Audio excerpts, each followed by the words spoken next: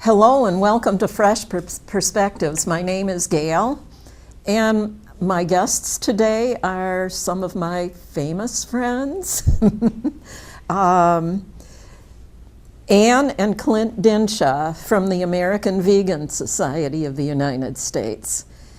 Welcome. Glad to be here. Thanks for coming. And that was you rowing, wasn't it? That was me rowing. And you are a rowing coach. Mm-hmm. You teach people how to row. Is this like for teams or just any kind of rowing? I've coached mostly teams as my career, and now I do some consulting, and I teach some clinics at Chautauqua Lake nearby in Jamestown, out of the boathouse there. And yeah, so it's a lot of fun, and it's a sport that not so many people know about, but most people, when they find out about it, they really enjoy it. And were you doing something at the Chautauqua Institution this summer? No, it's at the Chautauqua Lake Rowing Association Oh, in Jamestown. okay. So it's on the same lake, but Okay. we have to row up a river first to get up the lake. Oh, okay. Okay, and now your family founded the Vegan Society. Yeah, my dad founded the American Vegan Society, but before we talk about that, Clint really would like to talk because this is his TV debut. Okay. So, and I think he really enjoys looking at himself. So, Clint, how old are you? 5. What are your favorite colors, Clint? Do you have any favorite colors? The microphone's not on. Oh, it's on. They can hear you. Don't worry. We just, Do you have any favorite colors? Mm-hmm. Papa. You're just messing around. We'll talk with him later. Would you rather go color a picture? Then can you answer the questions that are asked? Do you can just name one color. you have a favorite color? What color are you wearing? Purple. It's not. He's just going to mess around. No. No? Purple is my favorite color. Oh, so you answered the question, the first question, not the one about what color you're wearing. Yeah. Okay, so back to the interview. Okay. To talk more. Well, then you have to Okay, answer the questions that Gail asks Do you play any sports? What sports do you play? I do play some sports. What ones are they? Baseball, maybe soccer this summer. Maybe soccer this summer. That sounds like fun. And Do you do any water sports? Uh-huh. What do you do? Jumping in new pools. Can you say it again? I don't think the audience heard that. I think there's cat fur on the mic from the previous guest. I don't. From my friend Samantha. Yeah, There's a we little just cat fur on just there. did a show with Samantha, and when Erica was petting her, some hair started flying around. Yeah, so Clint, you don't have to put the microphone all the way to your mouth. Just hold it in front of your mouth. Well, you're good at whistling, anyways. I was with the microphone. Okay, how about if we come back to you later? Yeah, that sounds. No. Could you whistle for us, please? Very good. Good. And Clint's very good at doing bird impersonations. Oh, are you really? Yes. How about a cardinal? Could you do a cardinal? No, a cardinal when they're singing. Not when they're eating. Birdie? He's just goofing around. He actually does really wonderful bird impressions. Birdie. No, you stay in my He's better at the bird impressions than I am. Well, if you happen to decide to make a bird impression anytime during the program, go ahead and do it. So meanwhile, can I tell them about American Vegan Society? Yeah, Okay, I thank think you. that the audience wants to know. I think they would much rather hear about the American Well, Vegan you know, Society. actually, have you seen the newsletter for this month What about that tells about you? Yes. That tells about you? I meant to actually bring it so I could read what it said about you, what Ann Watkins wrote about you. Oh, I don't know. She refers to you as vegan royalty.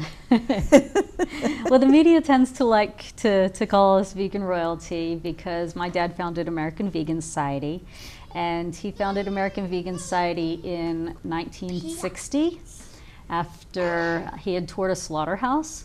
And he went to a slaughterhouse in 1957 because he wanted to know what really happens to the dairy cows. And he was so horrified that he went vegan that day. And so then when he founded American Vegan Society, soon after that, my mom came and started working with him. And so she's been working there since 1960, and they've been promoting compassionate living, eating plants instead of animals. And Oh, you can wave the machine. You can. Those are rhododendrons. Yes. No, it's a bush. it's a rhododendron, Oh. just like the azaleas and rhododendrons that we have at American Vegan Society. Okay. Don't eat out these competitions. So I have no idea what we're talking about, but Oh, okay. anyway. Your mother came to work Yeah, with so your my mom father. came to work with my dad. Well, didn't it have something to do with, I think I read it in your book, Dating Vegans, You did probably read their dating story, yeah. In Yeah, this book, it's- Dating Vegans, we that have something she answered an ad, she answered wasn't a personal ad. Yes, I want to. you can hold the book. Can you hold the book? There you go. So she answered a personal ad that my dad had taken out in a local newspaper in London. And he was just looking for somebody who is a vegetarian and pacifist and with an interest in marriage. And my mom wasn't really all that looking for getting married, but she decided to answer the question. Microphone. That's Didn't her mother encourage her to write? I think that was what I read. Yes, her mother. Hey. Excuse me, I'm talking right now.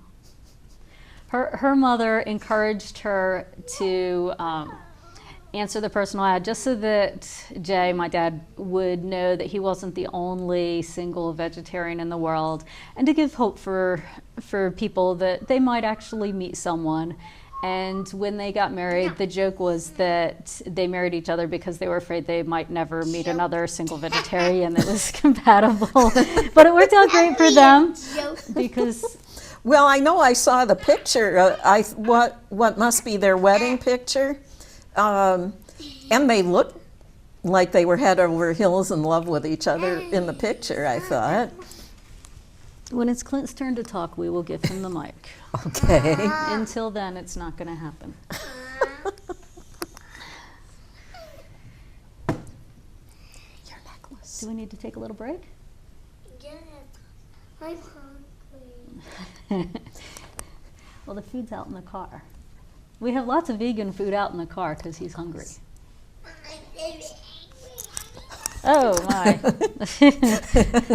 I'm borrowing Gail's necklace because I forgot mine. And it just got caught on her Apparently, microphone. I don't seem to know how to wear it. But anyway, it's a really cool pea pod.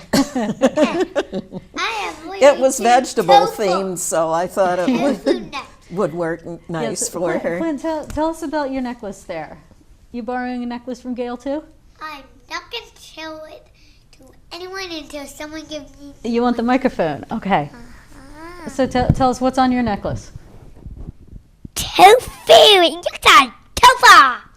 Yeah, so it's tofu, and we think because it's not white tofu, maybe it's a nicely browned, like the grilled tofu or something. A type of tofu called he's- tiger eye. Yeah, he's wearing a grilled tofu necklace. And I like tofu so much. So anyway, then your parents got to working together, and how did they happen to get the idea to start the Vegan Society? Well, my dad founded the American Vegan Society in February of 1960, and my mom came to join him in July. So my dad had already been a lecturer, and he traveled around promoting veganism, and he was really the first person who was doing that in this country extensively. I mean, there were a few other people here and there, and they were all friends of his, and he gives credit to them for setting him on the vegan path. But he was the first one who really traveled around doing a lot of speaking, and then my mom was the first one who wrote a cookbook with the word vegan in the title. Her book was called The Vegan Kitchen, and that came out in 1965. So then they started doing vegan conferences and doing more books, and they had a magazine that came out that was called Ahimsa. And back then, nobody knew what vegan meant. Nobody knew what ahimsa meant. So it didn't really matter which word they used to call it. But when my dad passed away in 2000, my mom took over being the president of the organization as well as editing the magazine. And so then she changed the name of it to American Vegan, because by then people knew what vegan meant, or at least they had some idea, and people in this country definitely know what American means. So it was very logical to have the magazine of American Vegan Society be called American Vegan. And so that's what it's been called for the past 16 years. Yeah, well, I remember the first time that I met you. It was at one of our Vegetarian Society dinners, and you had your mother. You brought your mother.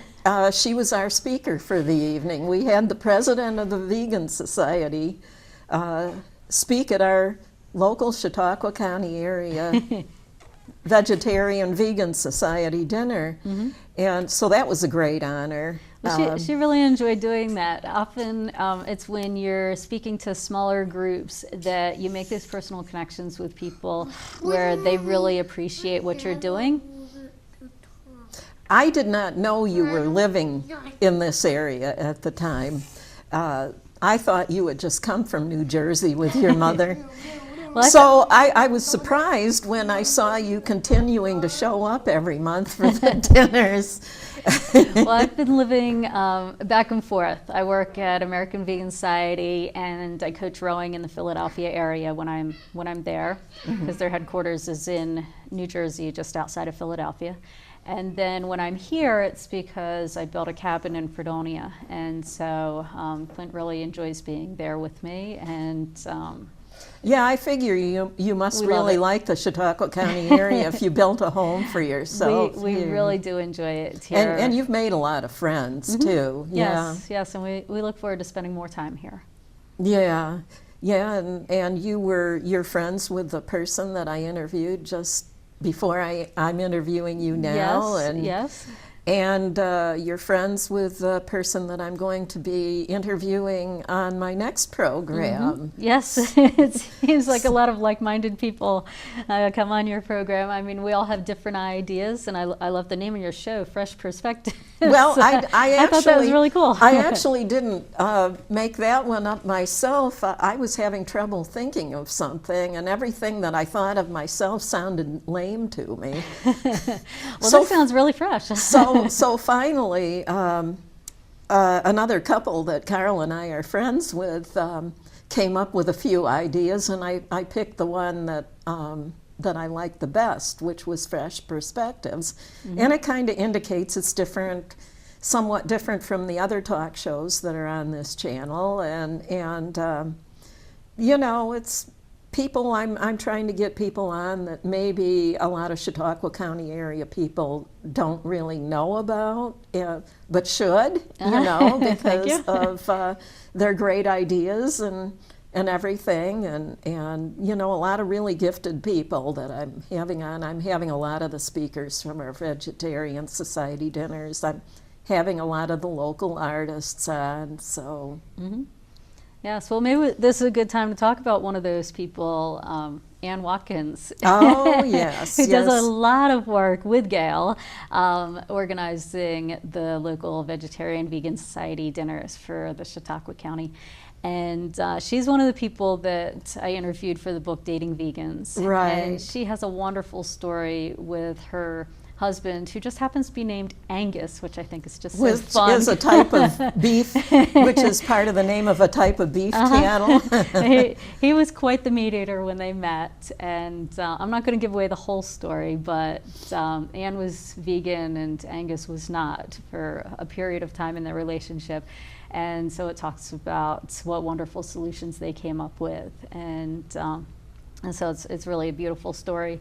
So usually that's what happens, is one person's vegan and the other person's not. Mm-hmm. And then, you know, sometimes people change, but you can't make them change. Mm-hmm. But eating is such a big part of what we do, and eating together and sharing the tastes of things together, and socially going to events that revolve around food.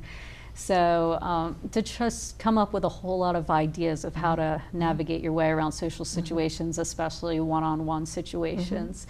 It was a lot of fun to do that book, Dating Vegans. Oh, and, yeah. and to interview a lot of my friends who are yeah. in long-term relationships like Anne is. Well, actually, I've got some good news about Angus for you. Anne gave me a copy of the book for Christmas too, and I've read it. And and both Anne and Angus have read a book by a Dr. Michael Greger called How Not to Die. And it actually inspired Angus, and most of the time now he's eating vegan foods.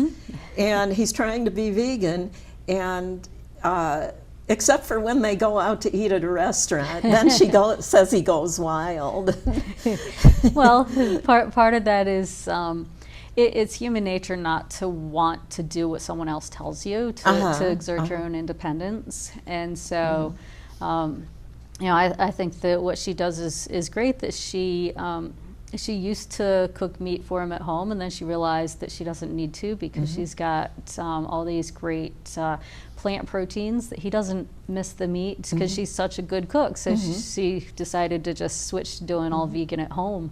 And it just kind of happened naturally that he enjoys her cooking so much. And if he's always complimenting all her plants that she's cooking, then she might as well just keep on cooking those for him. Yeah, my husband still likes to eat meat and dairy products, but not when it's a meal that I'm preparing. Then he does like my cooking. He does think it tastes really good. It's just that he gets these cravings, you know. Well, often the cravings are part of what our body has in us that we're used to at certain tastes. Usually it's the sauces, the different flavorings that go on the meat that people really crave, so you can replicate that with various plant products these days. But there's also some science behind it, that if you do have a little bit of meat, your body will still be used to having it, whereas if you completely don't have it at all, whether it's meat or cheese or whatever animal products it is that you're using, it takes a while for your body to adjust. So it may take someone a week, it may take someone 3 weeks, it may take a couple months. Everybody's a little different, but your body has to release toxins and release what it's used to before your tastes really change. Now, there is one thing that causes people to stop trying to be a vegetarian or a vegan, and that is because when you go on a more cleansing diet, it starts to release toxins in your body. You'll experience symptoms. So a lot of people might feel tired or like they're a little bit sick or something because of this. So then they think that they actually feel worse on a vegetarian or vegan diet than the standard American diet. Yeah, it's not actually due to the plants. But you have to wait. You have to wait until the toxins clear out, and then see how you feel. But people, I think they use it sometimes as an excuse to go back. Yes, they definitely. You know, that's a very common excuse because it changes their body. Another thing that people don't realize is that plants have a lot of fiber, and so it will eventually make them feel better, but in the meantime, might be a little bit of flatulence, and I'm not very comfortable with that, especially in a dating situation. I had the pleasure of learning that from a friend who You prepared a vegan meal for him? yeah, and we eventually made a video about it that people can look on our YouTube channel, Powerful Vegan Messages, and watch the Dating Vegans. It's called inflatulation. And so Yeah, there's a lot of hidden benefits that it just takes your body a while to adjust to, and then you start really feeling better. Yeah, but it's just that you have to go through that window of time where you have to put up with the symptoms while you're cleansing. So maybe we should move along to the next book. Let's talk here. about this one, then we can watch some videos of Clint. Do you want me to hook that back up again for you? Did it come apart? Okay. So we're just going to hook up the tofu necklace here. Well, while they're doing that, I'm going to mention that I have read this book from cover to cover. It's a recipe book that Anne and her mom wrote together as a book learning how to prepare vegan foods. And one of the things that I was really, really impressed with while reading this book is that not only do they show how to prepare the foods, but they also show, both in pictures and in words, how to use the kitchen utensils safely. So, Anne probably wants to say some things about it. So Clint, most of the kids in here are much older than Clint, and so he has a couple of little cameo appearances in the book when he was 1. But he really loves being in the kitchen, hanging out with me in the kitchen, doing stuff. Clint, what do you like to do in the kitchen? What do you like to do in the kitchen? Okay, so he likes to pout and complain while he's in the kitchen, just like he does as an average 5-year-old sitting here with me. What do you like to do in the kitchen? This is his TV debut. Yes, he's never done this before, in case you can't tell. Clint, they can't see you. He's not a professional actor. He doesn't play one on TV there he either. is. Okay. So you probably had some comments you wanted to make about so it. Clint decided that it would be fun to make videos. Uh-huh. And so here's his little business card. Would you like to hold your business card, Clint? Clint Dinshah. Here's Clint holding his business card. Just stand right there and hold your card. So he makes videos, and he recruits some of his older friends to help him with the more complicated parts of the videos. And so we brought a couple of clips of videos. He started making them when he was 3, and now he's 5. So this is a clip from his very first video. Where he made red zinger tea. Oh, wow. And then here's a clip where he's pouring it into glasses for people to enjoy. Oh, good.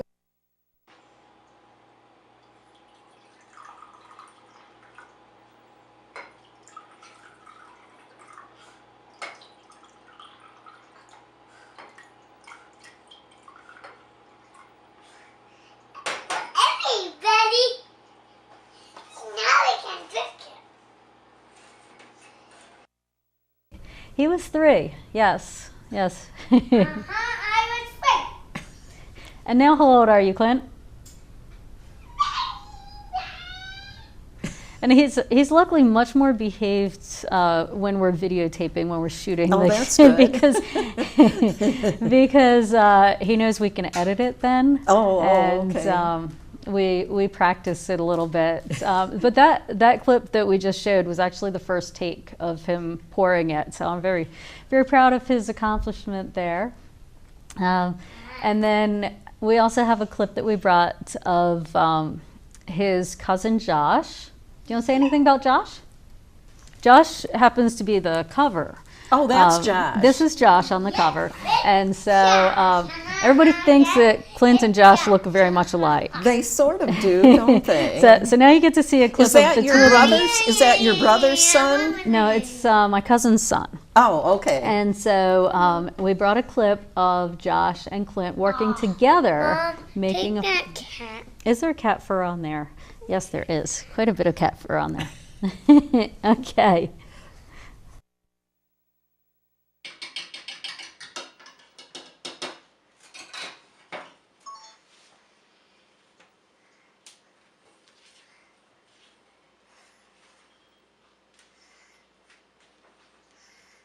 I made a second one for him. Look what I made. Go.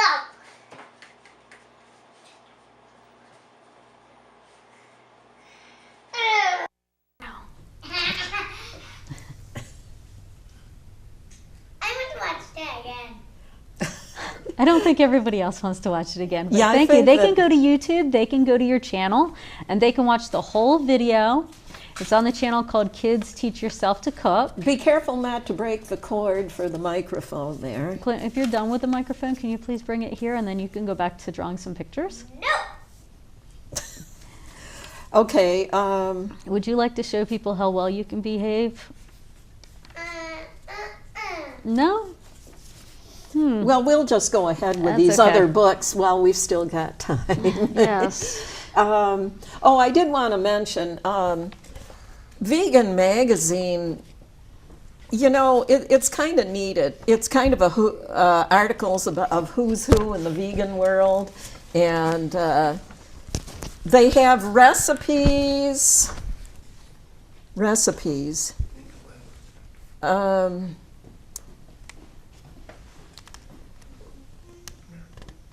So anyway, it's a really nice magazine, but let's talk about your other books here. This is the first one you wrote, right? Thank you. Yes. Healthy, Hearty That's Healthy, Helpings. Hearty Helpings. And that was the very first book that I wrote. Very easy recipes that pretty much anyone can make. You don't have to have a big kitchen to be able to succeed with that, and it has pretty common ingredients that you can buy in any supermarket. So we try to make it easy for people to do, and then they can get started. Yeah, there's I'm not sure if this is the one. There's a muffin recipe in here that calls for. It must There's be a- this one, the peach oatmeal banana muffins. That's a very popular It recipe. It calls for several different types of fruit, doesn't it? I seem to remember. It's probably have peach and apples and raspberry juice, bananas, peaches, basically yummy you're getting your little whole breakfast in there. strawberries. It's walnuts, dates. I love dates. Dates. One of my favorite sweet treats is I like to take those big medjool dates and fill them with either almond or cashew butter. That's one good. of my favorite sweet treats. But anyway, it's a vegan recipe book, the first one that Anne wrote. And there's the 4-ingredient vegan. Tell us, you co-wrote it with somebody named Mara Beth Abrams. Yeah, Mary Beth came up with the idea, and the basic premise is that everyone has salt, pepper, oil, and water in their closet, in their pantry, and so it's when using can I 4 talk? main ingredients. Hey. She asked whether I had any recipes because, with only 4 ingredients, sometimes you run out of ideas, and they wanted a few more recipes for it.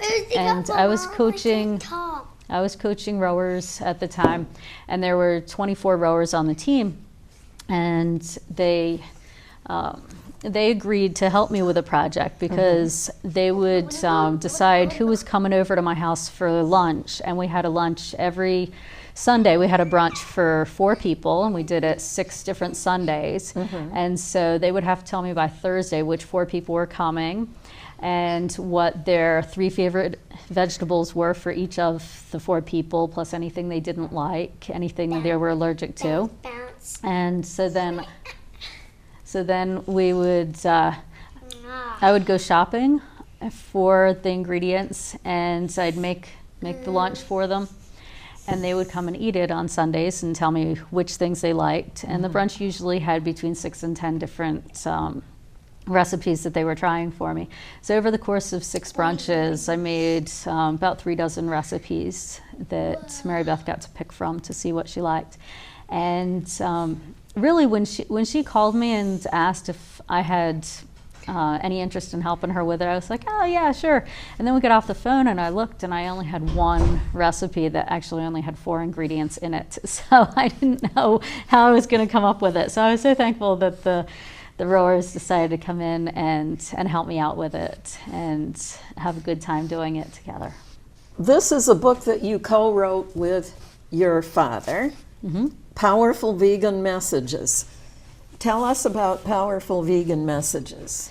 Well, I'd like to say that book is the one book that, the one of the 5 that doesn't have any recipes. A cow, pig, and mom. Except for it has the recipe of how to do good deeds in the world. So, Clint, who's on the cover? Cow, pig, and a mom. Well, the cow looks a lot like Clint. Oh, is it Clint the cow? No. Okay, so, yeah, that's Clint the cow on the cover. No, it's not.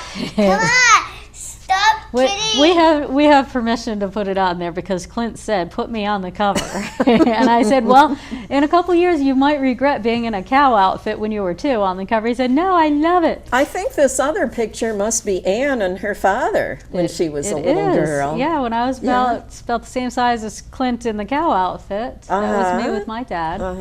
And so the book is really, it's a combination of works. Thank you for cleaning it off. So we talk about dynamic harmlessness, which means to do the least amount of harm and the most good at the same time. And so being vegan is just one aspect of how you can do it. It's a whole philosophy of how you treat people and how you treat the environment and everything else that you do. And so the book has a lot of my dad's writings in it, as well as some of my writings to make it current for today. And then it also has over 40 vegan luminaries who were influenced by my father, who are now doing brilliant work themselves. And so they talk about how they met my dad and how they were influenced by him and the things that they've been able to accomplish.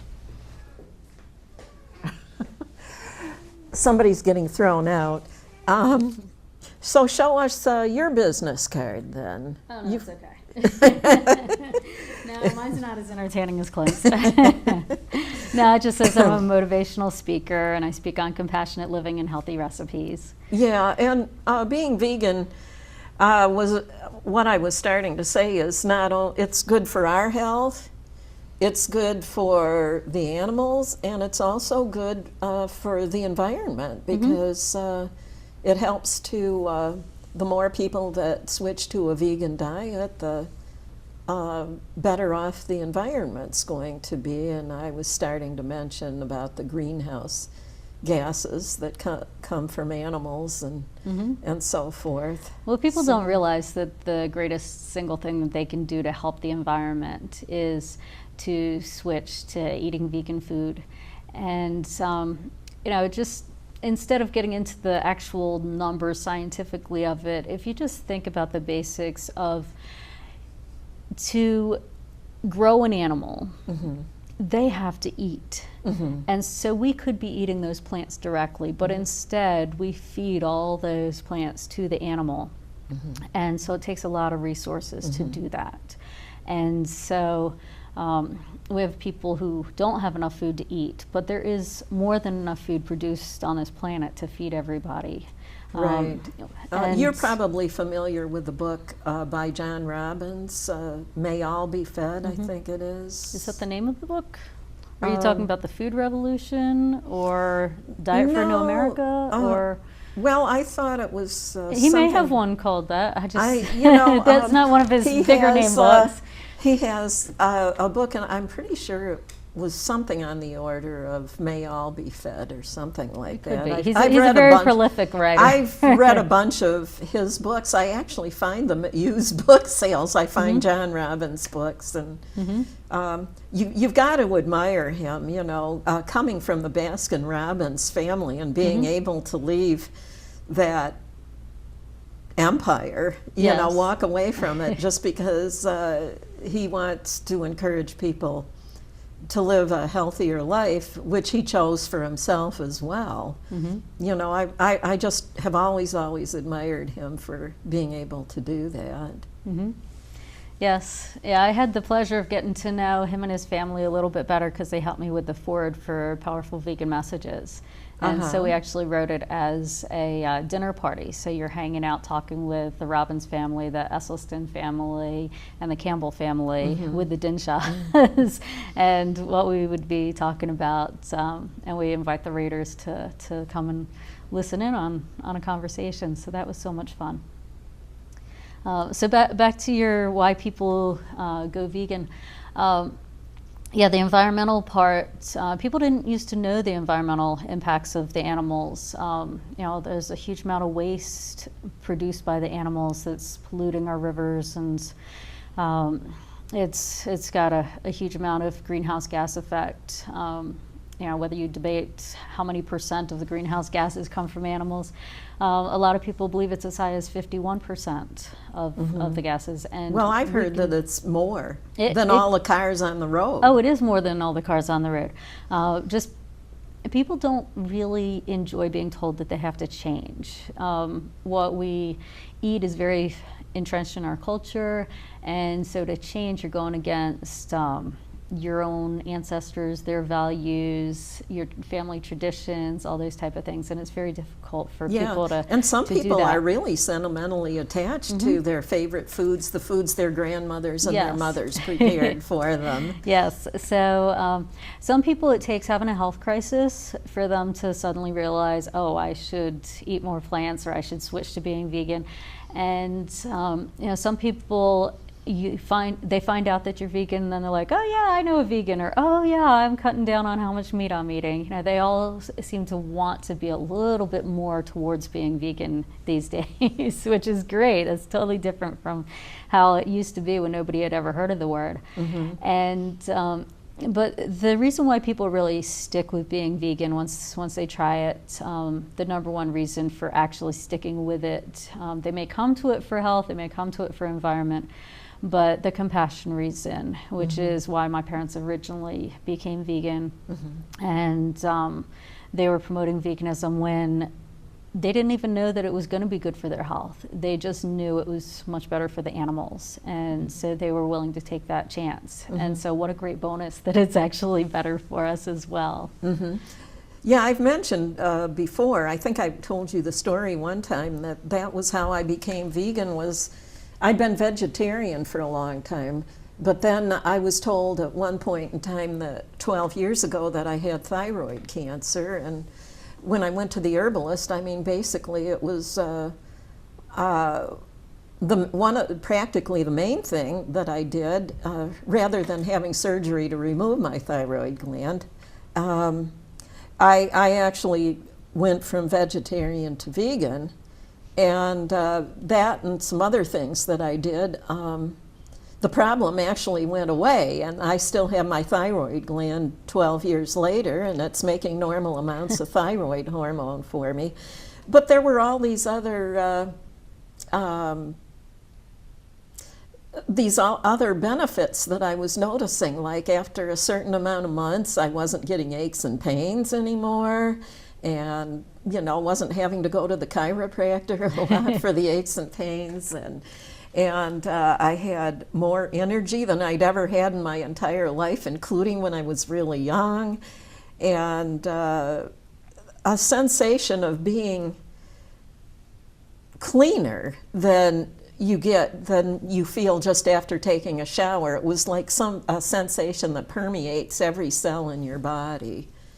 So well, they say that humans kill animals for food and for other products, but then the animals even though they're already dead, they turn around and kill us slowly, and we just don't realize it. So, you know, when you have the opportunity to change what you're eating, then you do notice the benefits, and it's wonderful. And I really encourage people to learn about veganism from 3 major sources. So not just switch because someone they knew was vegan or because they read one book. Really to learn about it from a personal book, a movie, going to an event, you know, come up with 3 really reliable sources of information before trying to go vegan. So that way you learn about the bounty of plants and all the different things that are out there. Because if you just quit eating the animal products that most people eat in their diet and just try and survive on what's left, there's not much left. Well, you know, a lot of people, you know, will ask me when they find out I'm vegan, there's all these nutrients they worry about getting enough because they don't think you'll get them if you quit eating animal foods, like protein. That's the one they worry about the most, is the protein. But there's protein in all plant foods, you know, so if you, as long as you eat a wide variety of plant foods every day, and eat enough calories to maintain your ideal weight, then you're getting enough protein. Well, I have no problem eating enough calories to maintain a weight. I mean, you have grown up. I mean, you literally lived your entire life. That's another thing. People wonder if something will happen to their kids if they don't eat meat. You know, they'll say, my 1-year-old won't eat meat, you know, and I'm worried about it. You know, and, I mean, look at how healthy this girl is. She looks, you know what I mean? And she has never eaten. No, I've always been vegan, and the only thing that probably vegan mothers do, breastfeed their children. But, well, that's natural. And that's normal. Natural, that's the only kind of what milk you're supposed to do. That's the only kind of milk that humans should be having. Yeah, and you know, we don't actually go up and suckle right from a cow. No, but that's essentially what we're paying people to do, and it's a very slick marketing that the animal products have. They have a lot of money. They stand to lose a lot of money when people find out what's really happening and what the processes are. Right, and exactly. so they're working to protect that, but they can switch to making other products. There's a lot of these companies that they may be big cow's milk producers, but they're starting to make soy milk products as well, or mayonnaise products as well, or whatever it is, because they realize that's the trend, that's where people are going. People are learning what really happens in their food system, and people don't want to be sick, and they don't want to be mean to animals. And then there's the calcium that people worry about. You'd be surprised at how many people, I mean, I've told them, you know, you don't need to eat the dairy products, and they don't want to believe me. They're so worried that they're going to get osteoporosis or something. Well, if someone's really that worried, there are some great books out there. There's one called Becoming Vegan that's written by 2 registered dietitians. And so if someone really wants to stress out about getting all the different vitamins and minerals, they can look them all up and they can read a book about it. You mentioned Dr. Greger. He's got a great website, nutritionfacts.org. Right, where you can go for daily messages. Yeah, you can learn all that stuff. Or for me, I just enjoy getting a huge variety of foods. I walk down the produce aisle and look and see what looks fresh and delicious. And well, that's eat a rainbow. That's foods. Another thing. Calcium is another thing that's in almost all plant foods, from what I've heard. Lettuce, sea vegetables. Well, pretty much all your dark green leafy vegetables have enough of the calcium. Because if you think about it, where does the cow actually originally get it from? Well, they're eating greens themselves, the plants, the grass. That they're not saying that we need to go eat grass, but eat greens, and you don't need the things that are in cow's milk, and then you don't have all the harmful effects of the cow's milk either. Right, and then raw nuts and raw seeds are a really good source of calcium too. Well, I eat a big variety of vegetables, fruits, whole greens, legumes, and some nuts and seeds as well. And so a lot of people, they just don't think of eating legumes. Legumes are your beans and lentils and peas and things like that. And the thing is, it's the most economical thing in the grocery is, store. yeah. I mean, you can't get a lower priced food than the dried legumes. If you really want to save money on your budget, instead of buying expensive meat, buy you don't have to buy beans. Yeah, you don't have to buy a lot of processed foods. I mean, it's convenient, and for a lot of people switching over, transition foods to get the vegan mock meats and the new vegan cheese replicas. But you can do it from the fresh fruits and vegetables and whole grains and things. And if you think about it, the countries that don't have as much resources, they're not as affluent, they're living on rice and beans and vegetables for the most part. And the animal products are very seldom used. And so a lot of times they're healthier than we are. If they have enough to eat, then they're healthier than we are. Or at least they don't have the same diseases that we have in this country.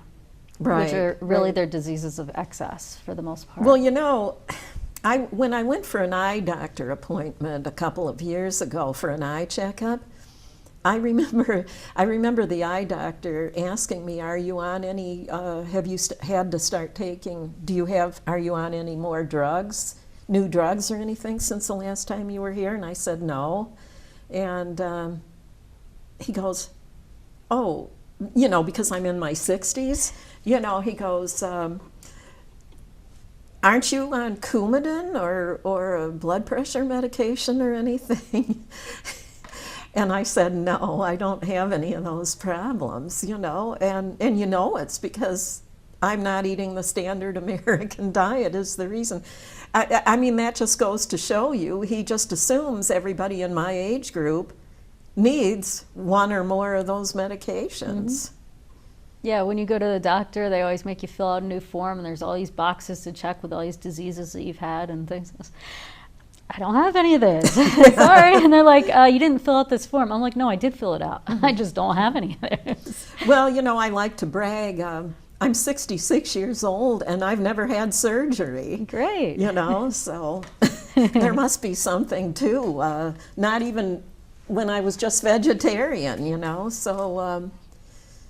and this is my natural hair color still, even. I don't dye my hair. Yeah, you look great. Thanks.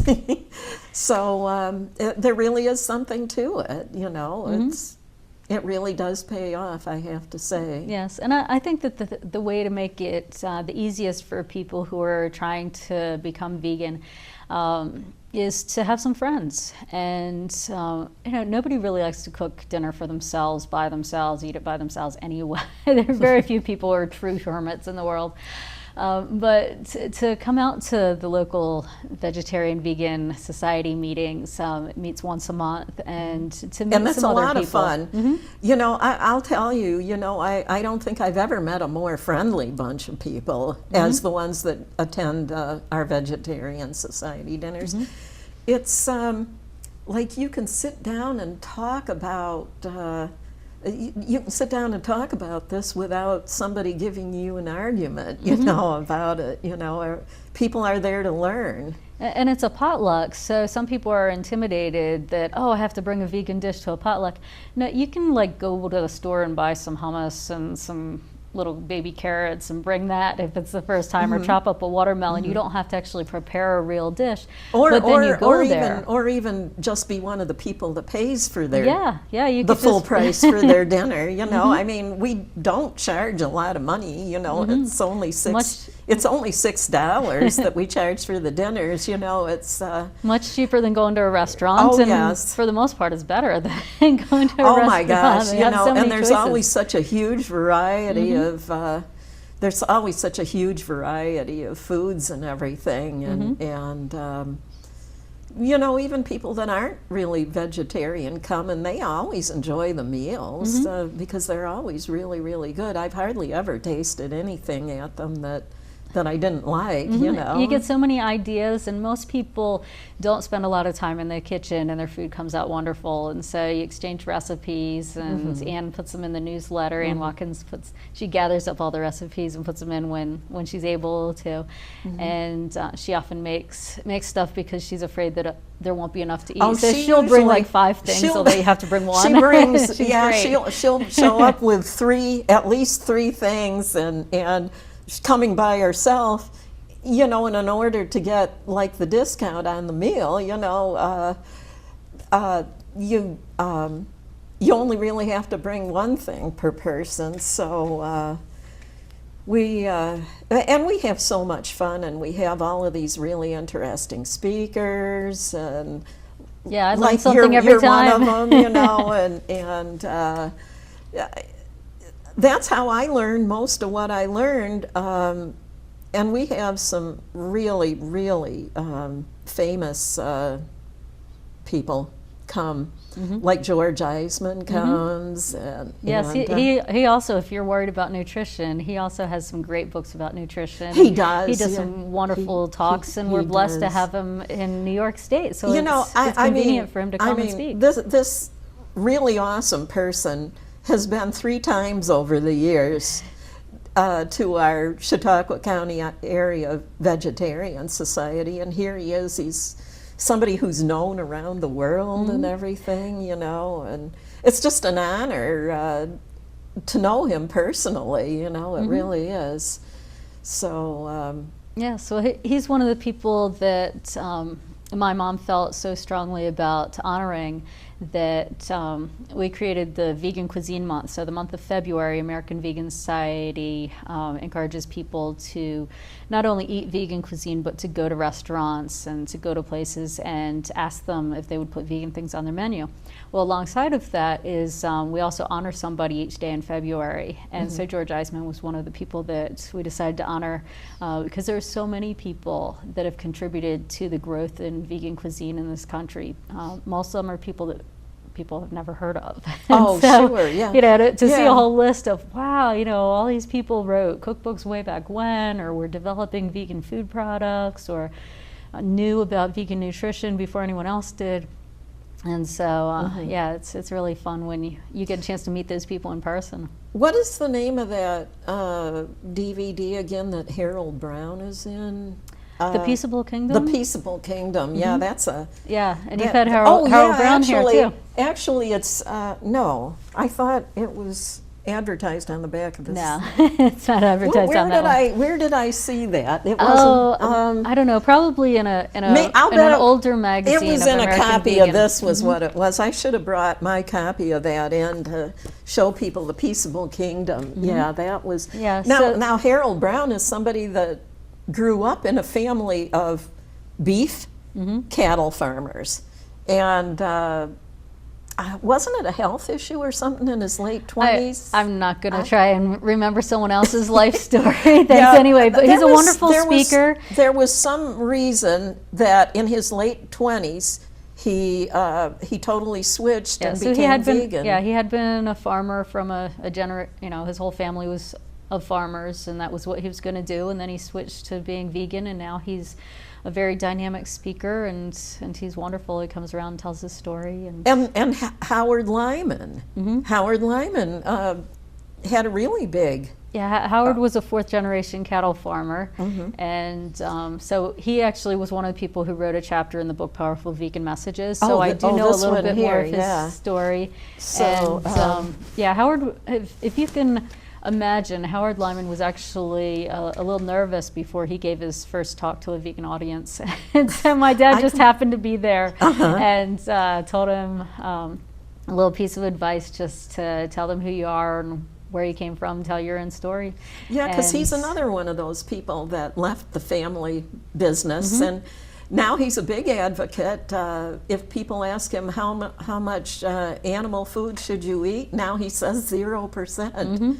So, well, I guess his brother had died of leukemia, and well, you know, there's I don't know, pesticides, yeah. and then he had a tumor. Was Well, what I he, heard. he, had he a was tumor. very sick, and And, so that's and why he almost lost his ability to walk, and he thought that it was all of the meat that he was eating and chemicals and things that were used on the ranch Well, contributed to that. So he has a became really vegan. good story, and you can read it in his book, The Mad Cowboy. The Mad Cowboy, yeah. Yeah. So he's somebody that I really admire a lot. You know, you just can't help but admire these people. That Well, you I know, think it's great to have people to admire, but then at the same time, it's really the individual people. Like, if you ask each of them who they admire, they would name a bunch of people that you probably haven't heard of either. Like, everybody contributes something to the vegan movement, and everybody has some way that they can help. And so the people who are vegan, American Vegan Society tries to give them ideas of things that they can do, like hosting dinners, or, you know, we all have a whole bunch of books around that we're not necessarily reading, so loan them to people, Right, and help people in easy ways.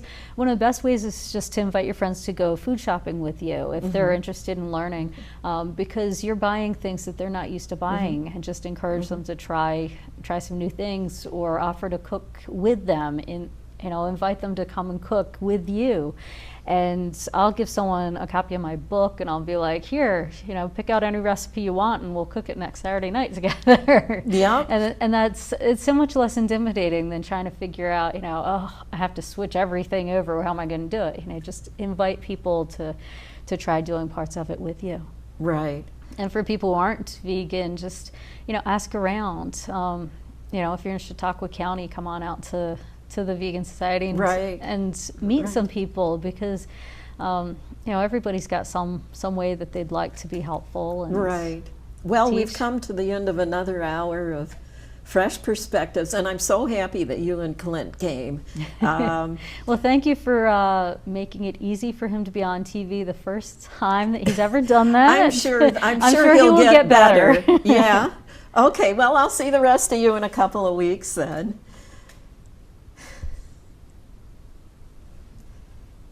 Usually they show the credits now.